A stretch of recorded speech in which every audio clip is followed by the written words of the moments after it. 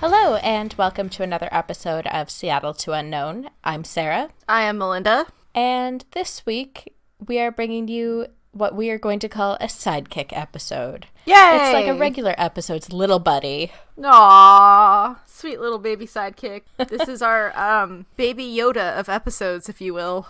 Aww. Do we have a little mug? And we're drinking our totally have a mug, but I'm drinking coffee out of it because I'm an adult and not a baby. But soup is fun for all ages. Soup is a hot drink with chunks, potentially. I don't believe in soup. I'm not seeing a downside. I don't believe in soup. Soup doesn't believe in you either. By the way, that means you can't have ramen anymore. Ramen's not soup. Ramen is its own magical noodle dish, so it's different. I feel like the Japanese would beg to differ on the semantic soup or not. It's different. Yeah. Let's all take a moment to bask in how wrong you are. 1, 2... No. Yeah, that was a good feeling. 2 seconds of basking in it before you interrupted. I mean, would you expect anything less? Of you being wrong? No. I'd never expect less than that. I never expect more than that. Okay. Nope. We're now taking applications for new hosts. Also, welcome to 2020, you guys. We did it. Woo! And Melinda, Yay! Still wrong. Pretty sure Sarah's the one that's wrong. Nothing has changed in 2020. No, nothing has changed. This is our very first Sidekick episode, so today we want to talk about some new travel goodies we got over this holiday season that we're excited to share and talk about and use eventually. I've used mine. I am currently using mine. It lives on my desk right now because it is perfect for this function. Do you want to know what it is? Before we dive into it, we'll just briefly explain.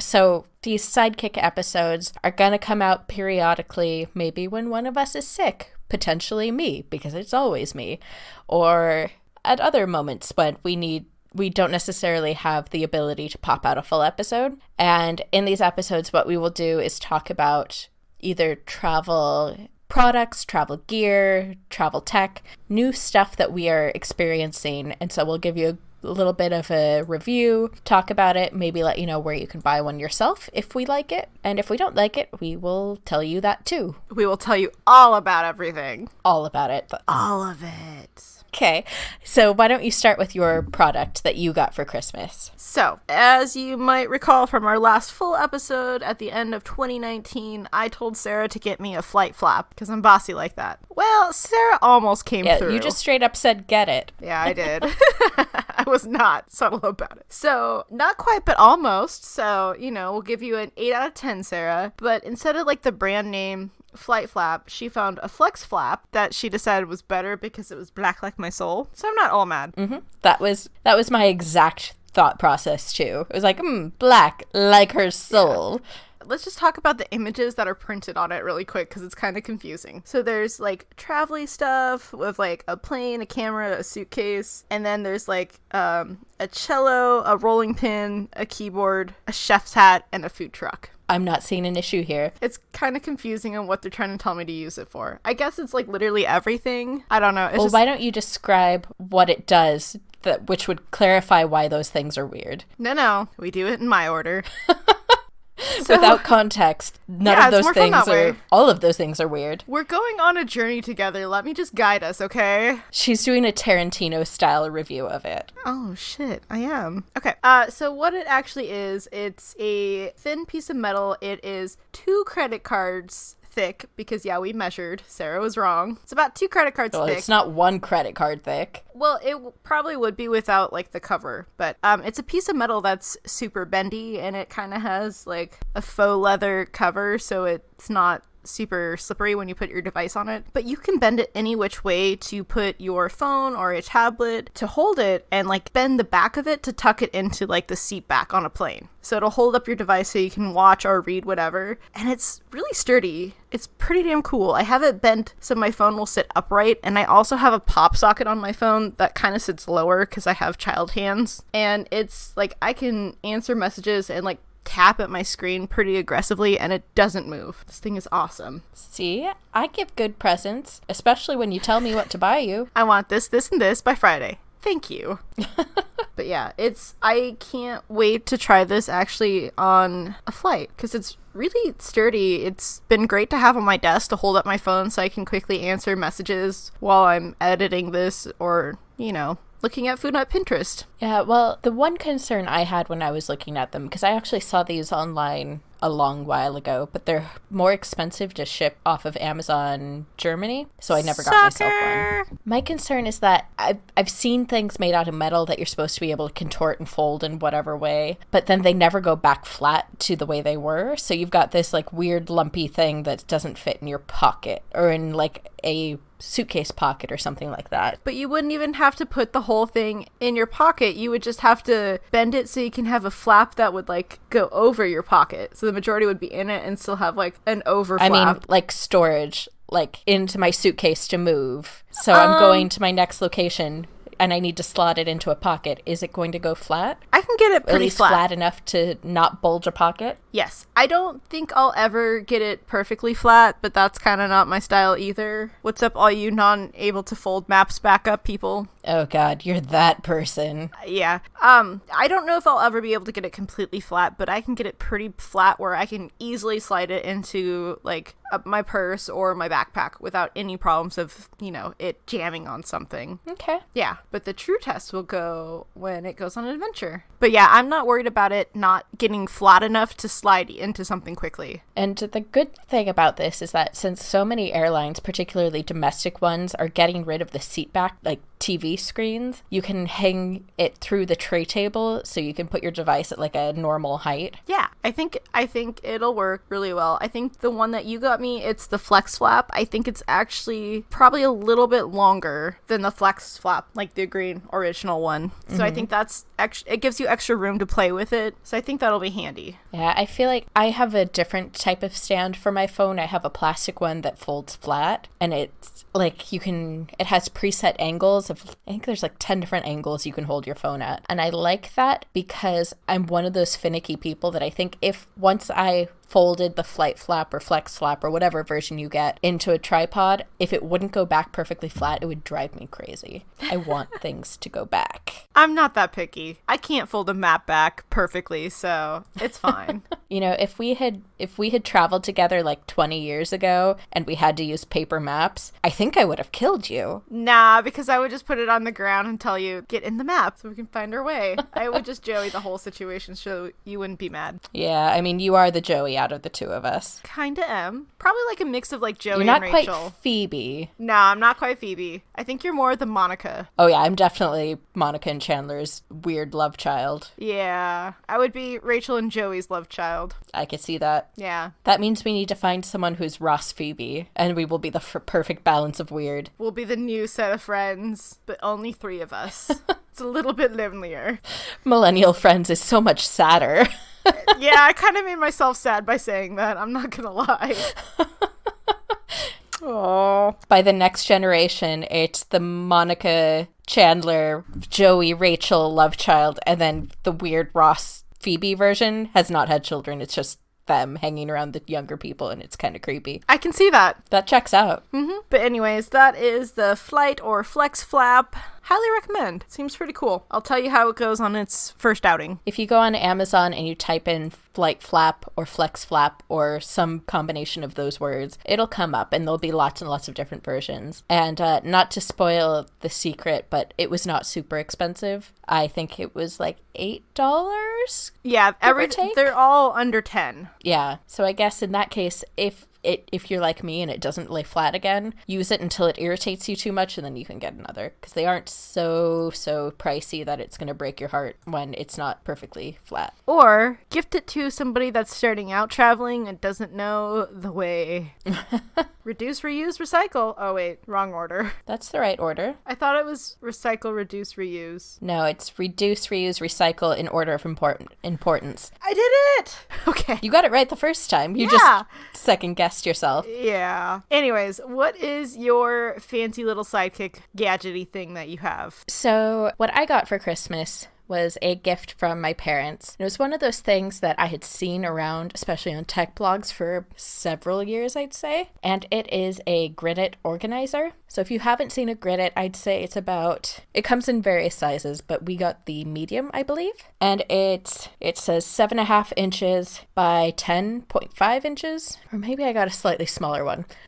So it is a hard, like a hard piece of plastic. I don't know. It's covered in fabric though. On one side it's fabric, and on the other side it is a mesh of elasticized bands that are sort of basket woven together, but they're not like a strict over weave. It's irregular so that you have gaps that are larger, some gaps that are smaller. Basically what you do is you take a device or maybe a pen or cables or whatever you want to keep organized in your bag. You lift up a band, you slide your item under it, and these bands are rubberized so that whatever you put under that band is there securely. I mean, if you give it a good shake, it's probably going to fall out, but it's in there fairly tight.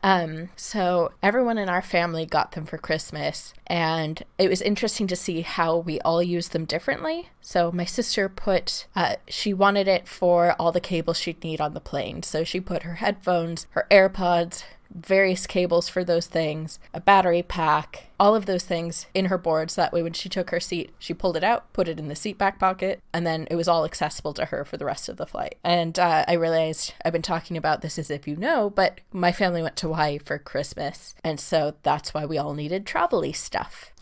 And what? I know, fancy that. And then, for instance, I used it to put like my chapstick, and I had a bottle of lotion, like all kinds of things that I might need during the flight, but didn't necessarily want to dig to the bottom of a purse for. But because it's so simple and yet so perfect for a lot of different applications, I think my parents had something like 50 some cables stacked into theirs, but theirs was much larger than ours. And my brother-in-law put some of his camera stuff in it, I think. So it has a multitude of purposes. Its only limitation is what you think to put in it.